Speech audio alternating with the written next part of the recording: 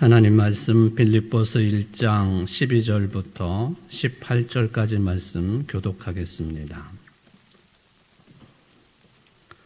빌립보서 1장 12절로 18절입니다. 형제들아, 내가 당한 일이 도리어 복음 전파의 진전이 될 줄을 너희가 알기를 원하노라.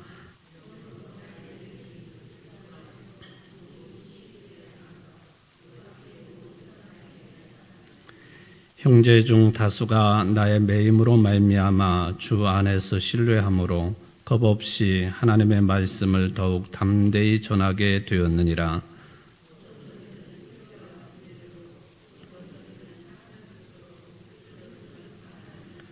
이들은 내가 복음을 변증하기 위하여 세우심을 받은 줄 알고 사랑으로 하나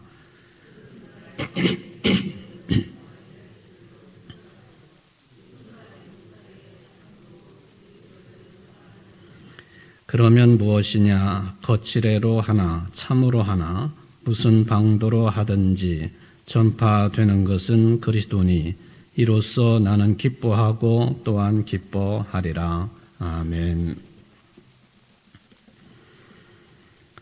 이제 이 빌립보서 1장 12절로 18절 말씀 본문을 가지고 오늘 세 번째 시간을 진행을 합니다.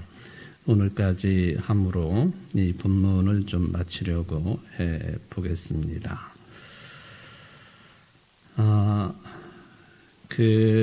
마태복음 6장 33절 말씀을 보면은 우리 모든 그리스도인들은 하나님의 나라, 하나님의 나라를 구하는 일에 모든 삶에 초점이 맞추어져야 된다. 또는 다른 표현으로 하면은 우리가 때를 얻든지 못 얻든지 복음을 전하는 일에 매진해야 된다. 우리 삶의 목표와 지향점이 언제나 하나님의 뜻, 복음의 정신, 또는 구체적으로 말하면 이 땅에서 하나님의 나라가 건설이 되어지고 확장되는 일에 우리 모두는 부름받은 사람들이다 하는 것에 초점이 맞춰져야 된다 하는 것을 우리는 명심해야 되겠죠. 교회 나와 예배 드리는 시간 외에는 전혀 우리의 생각이 신앙하고는 상관없이 흘러가고 있다든지, 따라서 생각이 그러니까 우리의 삶 자체도 그리스도인답지 못한, 그죠? 세상 흘러가는 대로 그렇게 흘러가고 생각하는 대로 생각하고 세상 사람들이 살아가는 방식대로 살아간다면 우리가 하나님께로부터 먼저 부름받았다고 하는 의미가 또 무엇이고 또 그리스도인으로 산다고 하는 의미는 또 무엇이겠습니까? 물론 우리가 성경 말씀에 따라서 성경에 나와 있는 말씀대로 다 온전하게 살지는 못하지만, 그래서 부족하지만은 그래도 항상 우리의 신앙의 지향성은 하나님의 나라에 두어야 되고 복음 정신에 두어야 된다. 오늘 이제 이 빌립보 교인들에게 보내는 바울의 편지 내용을 읽어보면, 그러니까 이렇게 살든 저렇게 살든 우리의 삶을 통해서 전해지는 분은 그리스도여야 되고 또 전해져야 될 내용은 복음이 되어야 된다. 제대로 살지 아니하면 이게 가능하겠습니까? 그런 생각을 좀 해보게 되는 거죠. 그래서 제목도 결국은 전해지는 복음이다. 우리의 삶의 결국은 복음이 전해지는 데에 그 도구로 사용되어져야 된다 하는 개념이 아니겠습니까? 자, 바울이 지금 여기 몇 번 반복해서 표현을 하고 있는데 12절에도 보면은 내가 당한 일, 또 13절에 나의 매임, 또 14절에도 보면은 나의 매임. 지금 바울이 감옥에 갇혀 있는 상태라고 하는 것을 표현해주고 있는 그런 내용들이죠. 자, 바울이 위대한 이방인의 사도인 바울이 복음만을 전하다가 지금 감옥에 갇혀 있습니다. 그러면은 바깥에 있는 바울을 아는 사람들, 빌립보 교인들이 되었던 고린도 교인들이 되었던 전체 그리스도인들을 다 이야기를 한다면 복음만을 전하다 감옥에서 어려움을 겪고 있는 바울을 생각하면서 우리는 또는 그때 당시 사람들이 무슨 생각을 해야 되고 또 뭘 정리를 해야 되고 또 자신들이 바울에 의해서 그리스도인으로 새로 난 사람들인데 그 복음의 영향 아래 있었던 사람들로 뭘 어떻게 해야 되겠느냐. 근데 오늘 본문에 보면 그 반응이 극명하게 두 종류로 나뉘어지게 되었다 하는 거죠. 그러나 결국에 이제 마지막에 가보면 그럼에도 불구하고 바울이 감옥에 갇힘으로 인하여서 두 종류의 반응이 바깥에 있는 사람들에게 드러났는데 그럼에도 불구하고 전해지는 것은 복음이었고 그리스도였다. 그러니까 바울은 감옥에 있음에도 불구하고 기뻐하고 또 기뻐한다. 바울은 어떻게 보면은 우리 동양식으로 말하면 대인배죠. 대인배. 그렇게 해석이 될 수 있는 그런 내용이 되겠습니다. 바울이 감옥에 갇힘으로 인하여서 이 복음이 전해지는 일, 이게 촉진의 역할이 되었다. 이거는 분명히 인정을 해야 될 것입니다. 그런데 좀 더 구체적으로 들어가면은 바울에 대해서 좋게 생각하는 사람들이 있었고 또 반면에 바울을 적대적으로 대하는 사람들도 꽤 있었다. 그런 거죠.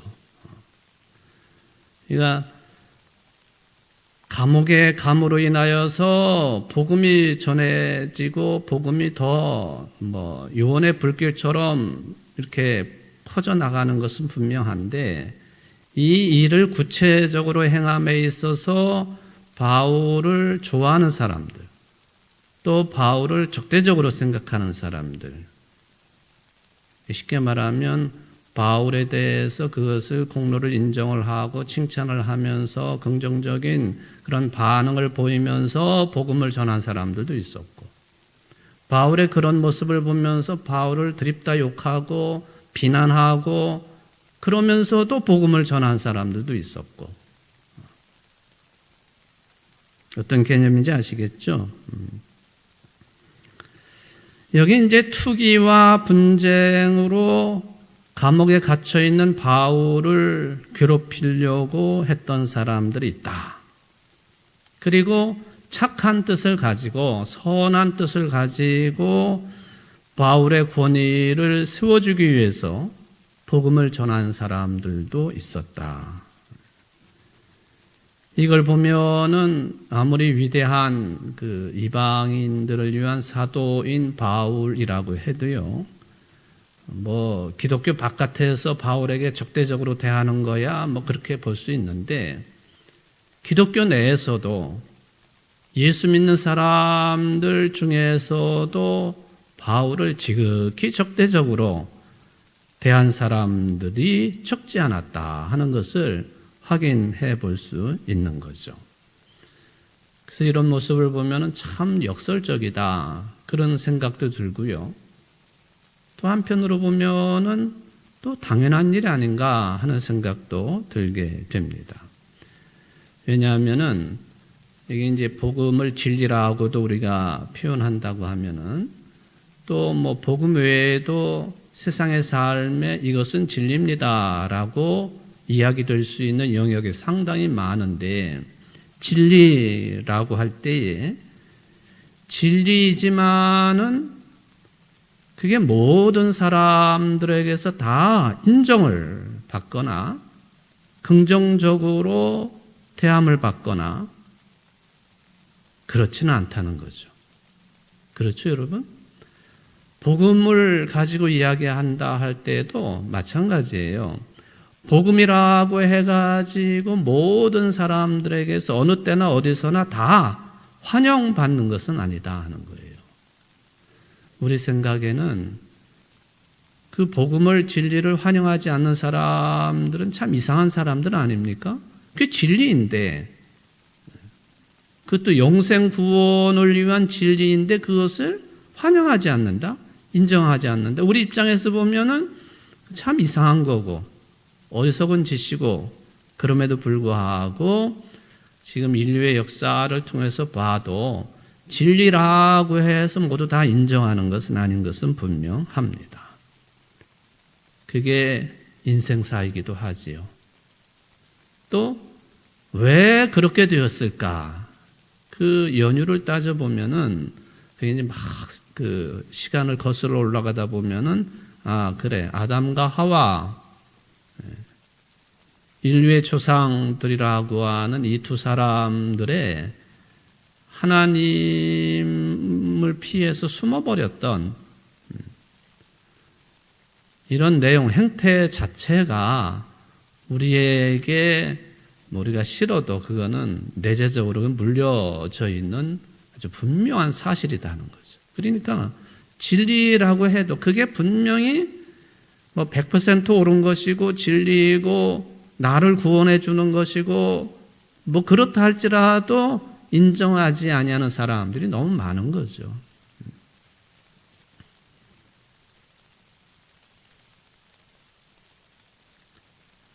바울을 좁혀서 생각해 봐도 마찬가지예요. 다른 서신서에서도 종종 언급이 되고 있는데요. 좋은 뜻이든지 나쁜 뜻이든지 간에 적지 않은 사람들이 바울을 대적합니다. 그냥 간단하게 하는 경우도 있지만 아주 극렬하게 바울을 죽이려고 하는 그런 분위기가 항상 감지되어 있지 않습니까? 도대체 이 진리만을 전하고 있는 바울을 왜 이렇게 심각하게 대적을 했을까? 그 핵심적인 요인을 좀 생각을 해볼까요? 첫 번째, 많은 사람들이 바울을 대적하게 된 이유 중에 하나는 그의 그 전격적인 변신 때문이에요. 전격적이다. 갑작스러운 바울의 변신. 전혀 다른 사람이 됐다는 거예요. 바울은 원래가 철저한 유대교 신자이었죠. 어떻게 보면은 바울은 유대교 신앙, 신학의 근본주의적인 입장을 가지고 있는 사람이죠. 그만큼 유대교의 열성적인 사람이었습니다. 그런데 그랬던 사람이 어느 날 갑자기, 바울이야 물론 그 다메섹 도상의 체험이 있었고 또 고향 다소에 가서 머물렀던 적도 있었고 아라비아 땅에 가가지고 머문 적도 있었고 그 시간적인 갭이 상당히 있기는 했습니다만은 이게 유대교 근본주의자였던 바울을 어느 날 보니까 철저한 그리스도인이 됐어요. 예수 믿는 사람들을 그렇게 증오를 하고 쫓아다니면서 감옥에 가두려고 했고 또 예수 믿는 사람들이 죽는 것을 마땅하다고 여겼던 바울이 복음을 옹호하고 그리스도를 찬양하고 예수 믿는 사람들을 박해하는 것이 아니라 오히려 그들과 함께하고, 어느 날 갑자기예요. 이것은 늘 바울을 이렇게 따라다녔던 사람이라면 모를까, 예루살렘에 있는 초대교회 교인들도 갑작스럽게 이게 변모한 바울을 보는 거죠. 얼마나 이게 당혹스러운 문제입니까? 여러분, 우리가 농담은 아니지만은 옛날 어른들로부터 지금도 우리가 그런 말을 하는데, 사람이 갑자기 변하면 어떻게 된다고 그래? 아시잖아요. 답이 뭐예요? 죽는다 그래요. 죽는다. 바울 저것이 미쳤나? 죽을 날이 가까웠나? 그렇게 느끼는 거죠. 정반대의 모습을 보여주고 있으니까 당연히 그런 생각을 할 수 있는 거예요. 당혹스러운 일입니다. 특별히 바울과 함께 어떤 유대교의 근본주의적인 입장을 가지고 바울과 함께 예수 믿는 사람들을 때려잡고 박해하고 박멸하고, 예수님께서 다메섹 도상에서 바울에게 나타나셔가지고 네가 나를 왜 박해하느냐, 핍박하느냐. 예수님을 핍박한 적은 없잖아요. 예수 믿는 사람들, 교회 공동체를 박해한 것을 가지고 예수님은 나를 핍박했다고 말씀하시는 거니까, 이 바울과 함께 그러므로 주님의 몸인 교회 공동체를 파괴하려고 했었던 사람들 입장에서 보면은 이거는 아주 심각한 배신 행위이죠. 배신감입니다. 내가 옳든 그르든 간에 나와 함께 하고 있었던 사람이, 생각을 공유하고 삶을 공유하고 있었던 사람이 배신감을 줄 때 그 배신감은요, 어느 때에는 세상을 다 잃은 것 같은 그런 느낌을 주지 않습니까? 아마도 바울의 이런 변신은 함께 기독교를 박해했던 사람들에게는 심각한 배신감을 가져다 주었을 것입니다. 그 두 가지입니다. 원래가 그리스도인이었던 사람들은 바울이 그리스도인이 돼가지고 더군다나 복음을 전하는 지도자, 사도가 돼가지고 가까이 오니까 경계할 수밖에 없었어요. 저게 뭐야? 저게 우리를 죽이려고 했던 사람이 저게 뭐지?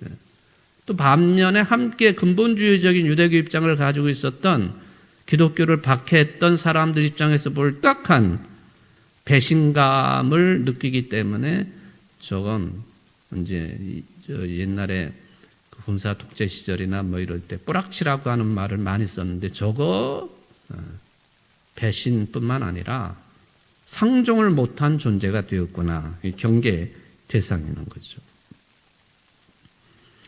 바울이 이렇게 회심을 하고 예루살렘 교회를 방문을 했습니다.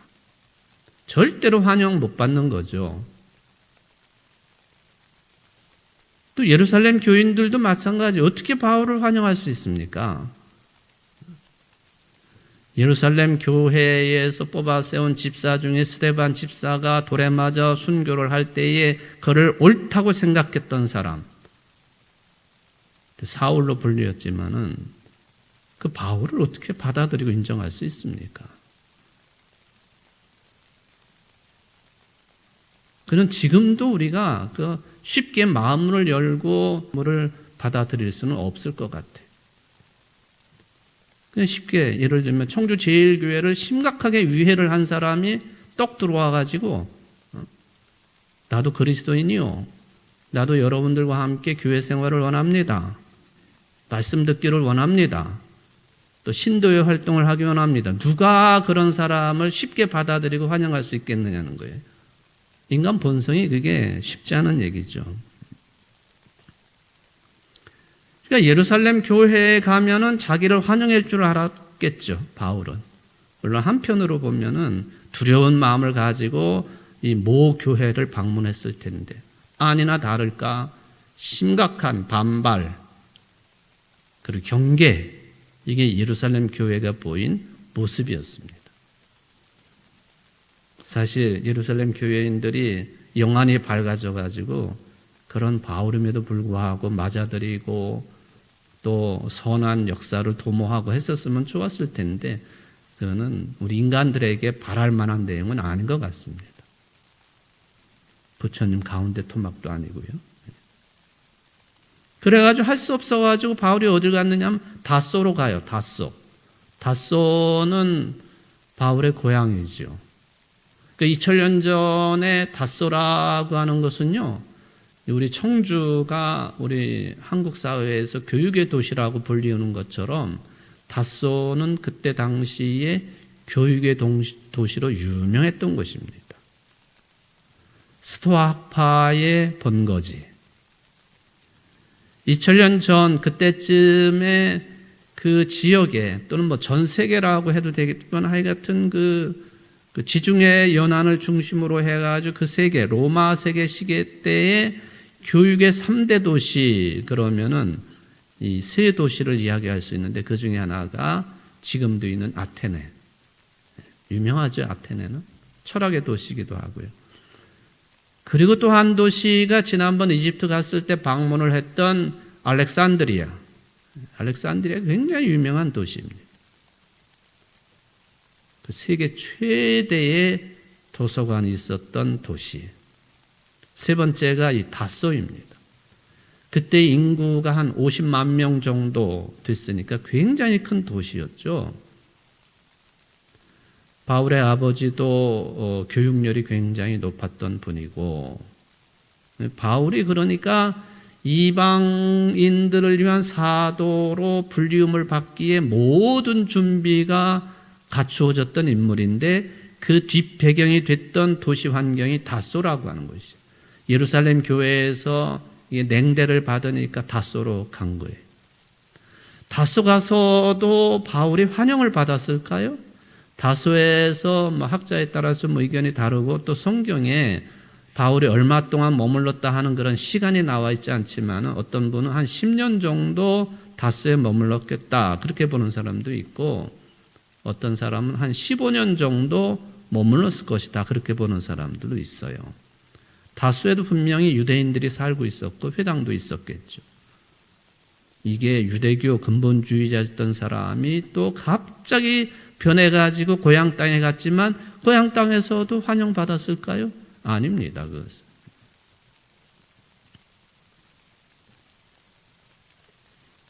그러니까 바울의 이 변모는 그리스도인들도 그렇고 유대교 입장에서도 그렇고 그렇게 별로 수긍할 만한 그런 변모는 아니었던 것 같습니다. 이게 무슨 어린 사람도 아니고요. 이미 장년이 된 사람으로서 철학도 유대교도 인문학도 그렇고 당시에 공부할 만한 것들을 다 잔뜩 공부했던 성숙한 한 사람으로서 다메섹 도상에서의 부활하신 주님을 만났다고 하는 그 한순간의 그 어떤 이유 때문에 근본적으로 변화를 이루었다고 하는 것에 대해서 그걸 쉽게 받아들일 사람들은 별로 없는 거예요. 그러니까 바울의 이런 전력 때문에요. 바울이 복음을 전한다고 할 때에 다른 사도들과는 또 다른 차원에서 굉장히 어려운 가운데에서 복음을 전할 수밖에 없었다 하는 것이죠.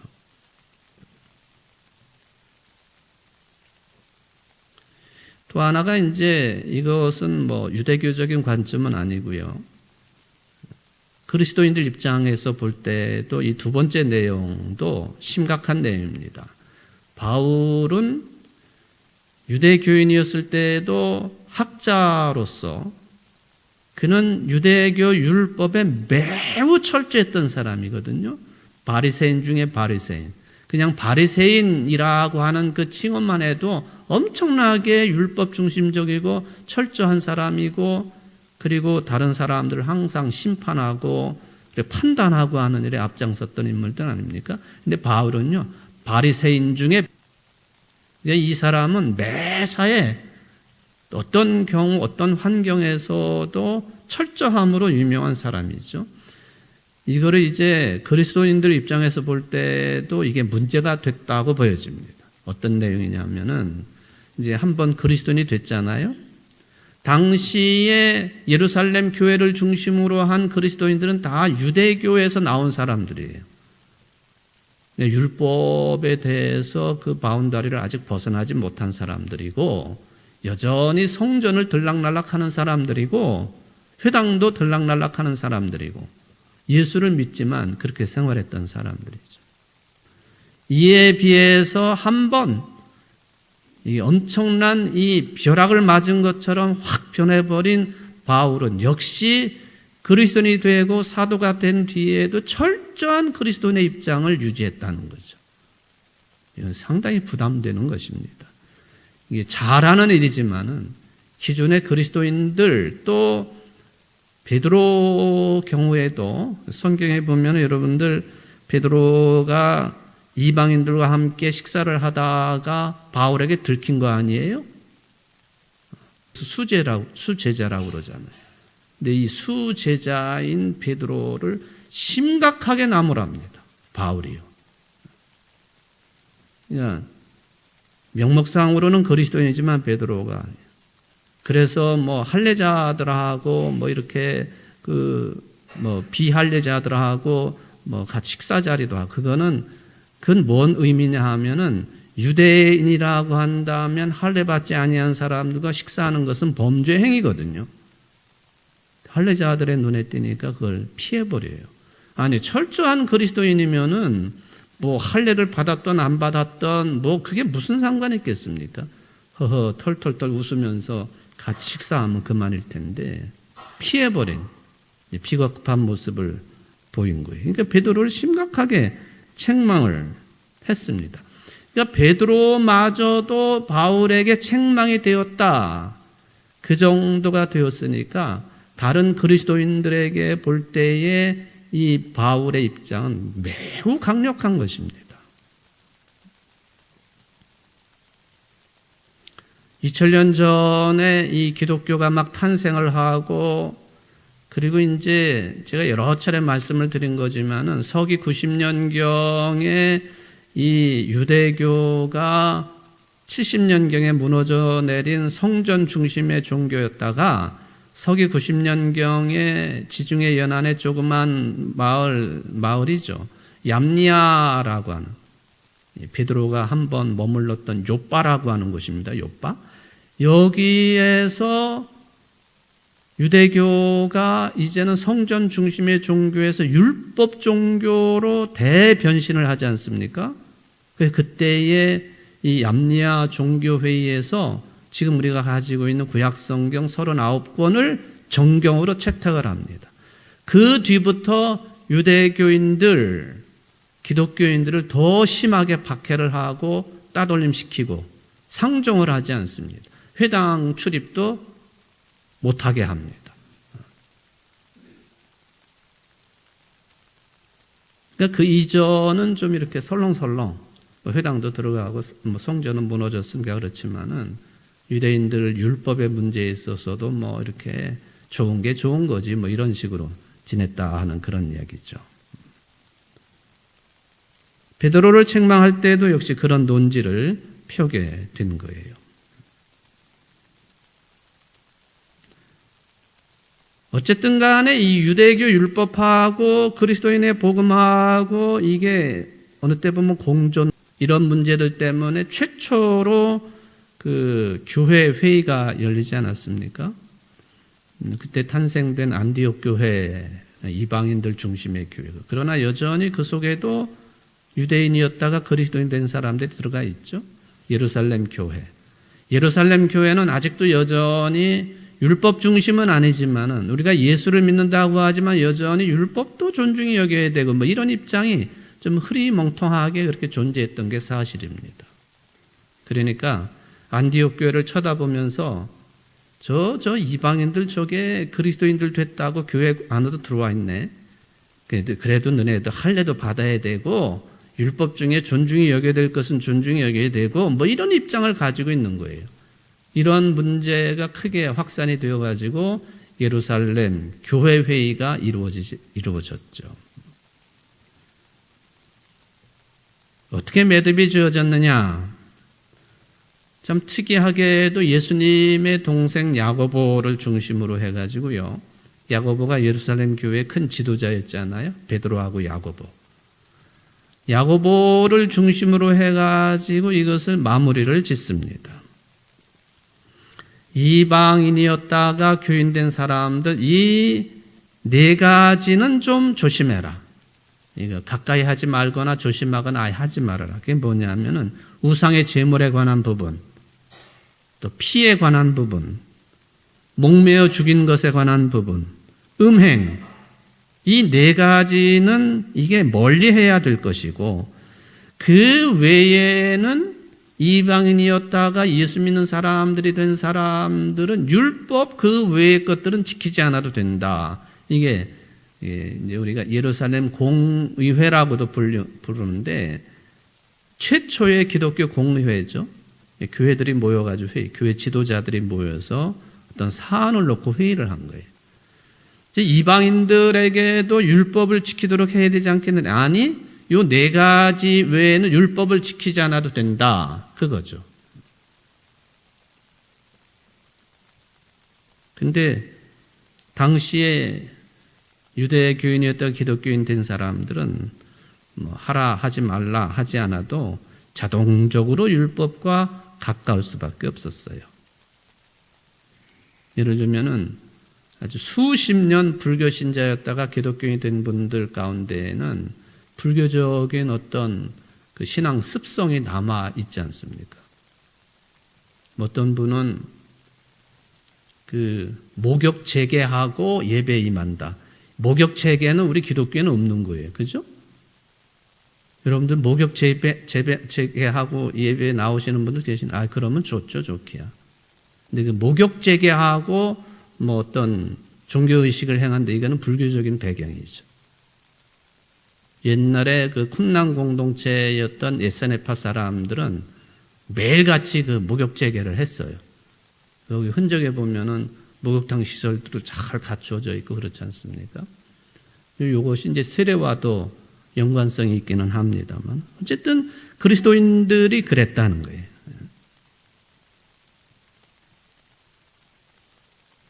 이런 상징적으로라도요, 복음 정신에 아주 강력한 추진력을 가지고 있는 바울의 가르침을 이게 따르고 싶지 않은 생각이 은연중에 있었다는 거죠.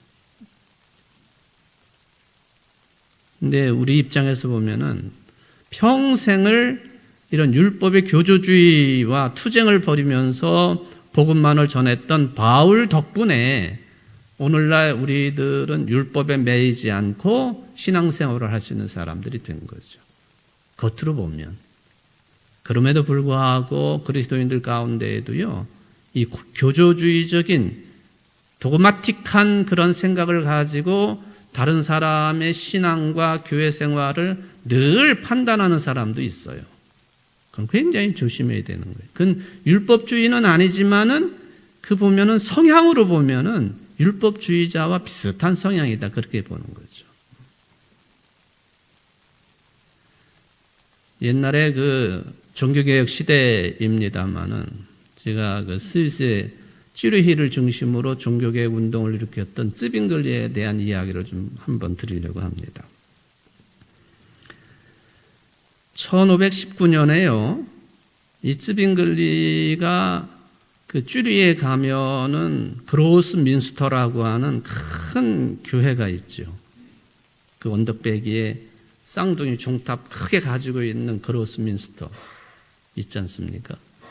거기서 이렇게 내려다 보면은 강 건너편에 거기 보면은 뭐 그 또 여러 교회당들이 있지만은 이게 언덕배기에 있으면서도 교회 덩치가 굉장히 커요. 바로 1519년도에 쯔빙글리가 이 그로스민스터의 사제가 됩니다.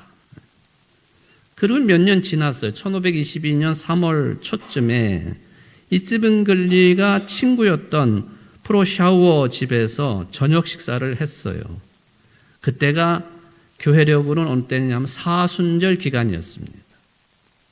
이게 뭐 친밀한 사람들이니까 프로샤우어가요, 이게 이제 뭐 그 사순절 기간은 육식은 절대로 금해야 되는 것 아닙니까? 지금도 사순절 기간이 그런 기간이기 때문에 사순절 기간 전에 카니발을 열어가지고요, 열심히 그냥 고기를 잔뜩 먹는 거예요.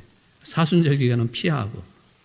마치 그 라마단을 지키는 이슬람 교인들이 해가 떠 있는 시간은 절대로 아무것도 안 먹다가 해만 졌다 하면은 잔뜩 먹잖아요. 저는 그게 뭐 하는 짓인가 모르겠어요. 아니, 열심히 먹고 기도 더 열심히 하는 게 낫지. 사순절 개념도 우리가 좀 그렇게 생각할 필요가 있는데, 어쨌든 사순절 기간에 저녁 식사 모임을 하고 있는데 이게 식사 시간이 길어지니까 이 초대자인 프로 샤워가요, 뭘 내왔느냐 하면은 일종의 간식거리로 소세지를 내놨어요.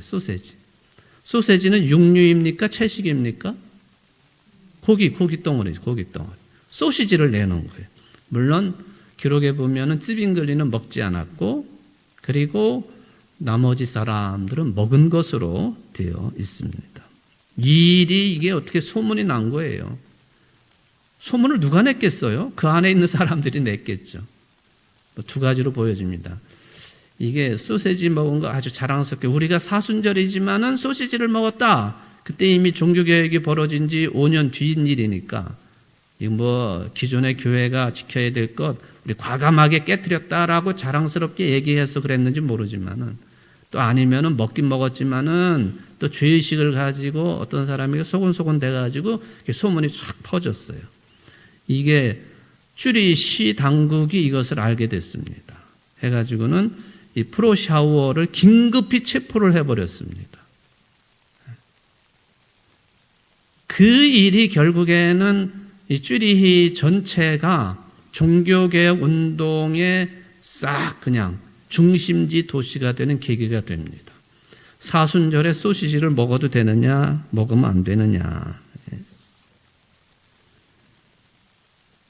이 일 때문에 찌빙글리가요, 67개 조항의 어떤 논제를 발표를 하고 가톨릭의 불의함을 지적을 합니다. 그래서 그것을 쭈리 시의회에 제출을 해요. 가장 큰 교회의 사제가 됐으니 영향력이 대단한 것 아닙니까? 그로스민스터는 쭈리히 종교개혁의 중심 교회가 된 거죠.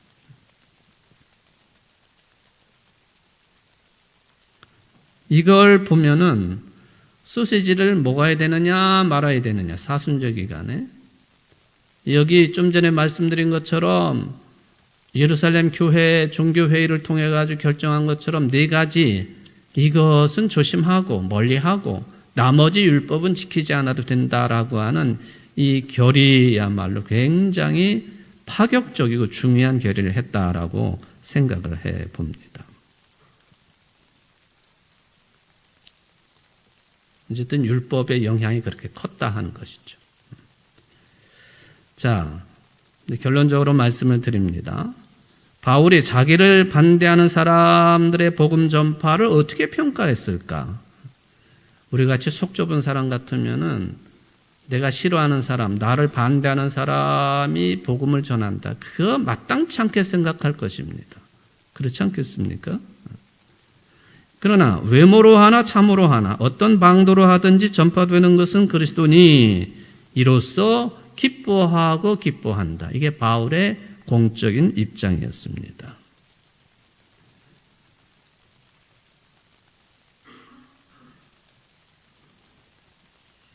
이게 이제 바울이, 제가 아까 말씀드린 것처럼 바울이 대인배다라고 하는 그런 평가를 할 수 있는 그런 근거가 되겠습니다.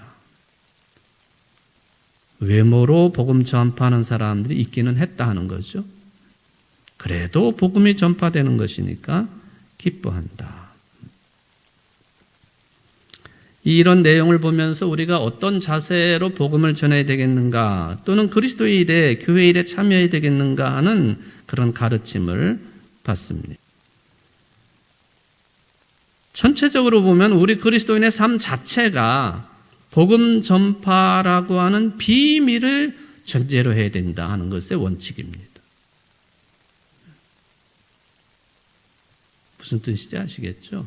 내 존재 자체가, 우리 신앙의 공동체인 교회의 존재 자체가 복음 전파 대전제하에 세워져 있다 하는 것이죠.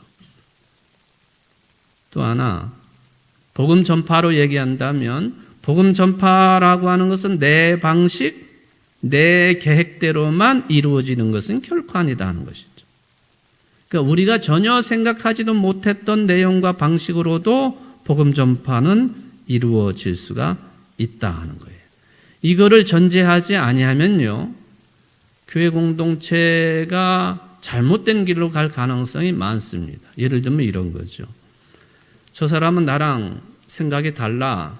저 사람은 나랑 일하는 방식도 달라. 저 사람은 구체적으로 복음을 전하는 데 있어서도 태도나 또 방식이 달라. 그럴 수 있지 않습니까? 내가 편안하게 신앙생활 하려면 나랑 생각도 같아야 되고 나랑 일하는 방식도 같아야 되고 특히 복음을 전하는 방식도 나랑 똑같아야 돼. 잘난 맛에 사는 사람들끼리만 모여가지고 교회 공동체를 이룬다고 한다면 그게 교회 공동체일까요? 그 생각까지도 우리가 할 수 있다는 거죠. 거의 비슷한 수준의 생각, 삶의 태도 또는 생활 수준, 학력 수준 이런 사람들끼리 모여 있어야지 그게 점잖은 교회고 좋은 교회고 수준 높은 교회일까? 그건 아니죠. 절대로 아니죠. 그것은 하나님의 일을 내 방식으로 내 뜻대로만 해야 된다고 하나님의 일을 내가 독차지하고 우리 식으로 독차지하는 거 그 하나님이 원하시는 바는 아닙니다. 비록 바울이 이야기한 것처럼 외모로 일하는 사람이 있다 할지라도 그거는 하나님의 일하는 방식이니 우리가 참견할 바는 아니다는 것이죠. 좀 성숙한 신앙인이라고 한다면 그것 때문에 이 교회 공동체가 어려움을 겪거나 흔들리지 아니하도록 우리는 그 일을 할 필요가 있겠습니다. 특이한 사람도 있고 나랑 다른 사람도 있고 다른 것뿐이지 틀린 것은 아니죠. 특히 우리 신앙의 인식이 또 문제예요. 이게 내 신앙 인식이 완전히 고정화돼 가지고요. 어떤 측면에 있어서 나와 생각이 다르면 완전히 이건 원수대하듯이 하는 것 바른 복음 정신은 아니라고 보여집니다. 여러분들도요. 내 인격으로 하나님의 일을 하는 게 아니에요. 하나님 스스로 하시는 이 모든 일 우리는 그 방식에 그저 동참하고 따르는 자들 뿐입니다. 이걸 어렵게 표현하면은 아주 중요한 그 정신입니다만은 미시오데이라고 하는 하나님의 선교라고 하는 거죠. 미시오데이. 하나님이 하시는 일에 우리는 단순하게 부름받아가지고 동참하는 것이지 내 주장대로 이끌어가는 게 아니다 하는 것이죠. 오늘 바울의 이 말씀이 그런 개념을 가지고 있다 하는 것을 생각하시면서 이거는 우리의 신앙인식의 폭이 날마다 넓어져야 깊어져야 되고 계속 배워야 되고 노력해야 되고 성령 충만함 아직 멀은 거죠. 차고 넘칠 때까지 우리는 계속 성장을 해야 된다 하는 생각을 해볼 수가 있겠습니다. 이 말씀이 여러분들에게 은혜가 되시기를 주의 이름으로 축원을 드립니다.